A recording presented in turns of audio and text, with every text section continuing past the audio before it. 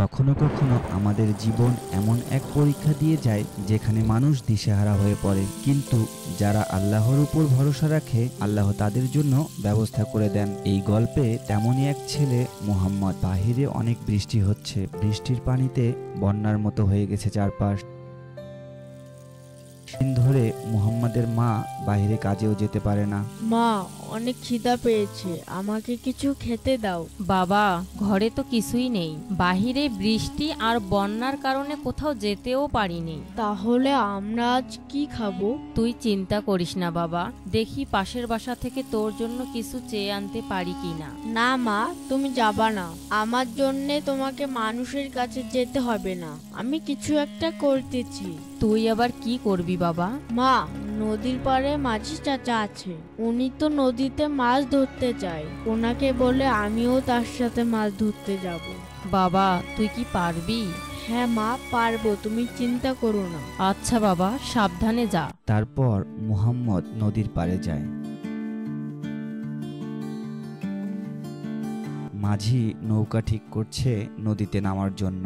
মুহাম্মদ গিয়ে বলে, চাচা, আপনার সাথে আমি মাছ ধরতে যেতে পারি? আমাদের ঘরে কোনো খাবার নেই, আমাকে একটু আপনার সাথে নিবেন? বাবা, এখন তো সব দিকে পানিতে ভরে গেছে, নদীতে আগের মতো আর মাছ নাই। তারপরও চল দেখি আল্লাহ আমাদের কপালে আজ কি লিখে রেখেছেন। তারপর মুহাম্মদ নৌকায় চড়ে মাছ ধরতে যায়। নদীটি একদম শান্ত হয়ে আছে। মুহাম্মদের মনে একটা ভয় কাজ করছে, কিছুই যদি না পায় তাহলে কি হবে। মাঝি চাচা অনেকক্ষণ ধরে চেষ্টা করছে, কিন্তু কোনো মাছ পায়নি। চাচা, আজ মনে হয় কিছুই হবে না, অনেকক্ষণ হয়ে গেল, একটা মাছও তো পেলাম না। তুই কি জানিস, একবার হযরত মুহাম্মদ সাল্লাল্লাহু আলাইহি ওয়াসাল্লাম বলেছিলেন, হে আল্লাহ, তুমি আমার জন্য যথেষ্ট। আমরাও আজ সে একই কথা বলি, হাসবুনাল্লাহু ওয়া নি'মাল ওয়াকিল। আমাদের জন্য আল্লাহই যথেষ্ট, তিনি কতই না উত্তম নির্ভরযোগ্য। তারপর মাঝি বুঝতে পায় তার জাল ভারী হয়ে উঠছে। সে জাল টেনে তুলেই দেখতে পায় অনেকগুলো মাছ জালে। চাচা, এত মাছ, এটা তো চমক। আলহামদুলিল্লাহ, দেখলি তো, আল্লাহ যখন দেন হিসাব করে নয়, বরকতে দেন।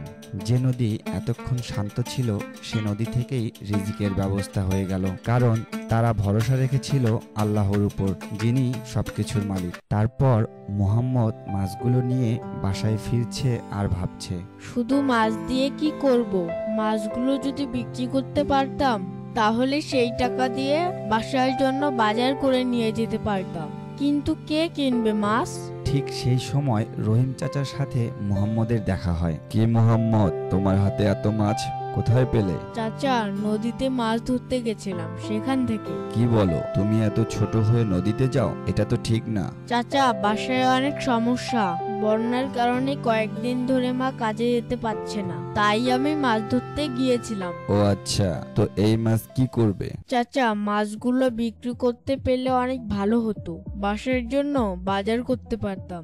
ও আচ্ছা, তাহলে তো ভালোই, আমাকে দাও, আমি কিনে নিচ্ছি তোমার মাছগুলো। তারপর রহিম চাচা সবগুলো মাছ কিনে নেয় আর বলে, আর শোনো মোহাম্মদ, তুমি তো লেখাপড়া করো তাই না? জি চাচা। তাহলে তুমি আর নদীতে মাছ ধরতে যেও না, তুমি ছোট, তোমার এখন লেখাপড়া করার বয়স। চাচা, তাহলে আমাদের সংসার চালাতে কষ্ট হয়ে যাবে। শোনো, তোমাকে কি বলি, তুমি কাল থেকে আমার দোকানে বসে আমার হিসাবের খাতাগুলো দেখাশোনা করবে আর লেখাপড়ায় মনোযোগ দিবে। তোমাদের সংসারের চিন্তা তোমাকে করতে হবে না। বুঝতে পেরেছো আমি কি বলেছি? ধন্যবাদ চাচা। তারপর মুহাম্মদ অনেকগুলো বাজার নিয়ে বাসায় আসে এবং তার মা সবকিছু রান্না করে দুজনে মিলে অনেক আনন্দ করে খেতে বসে।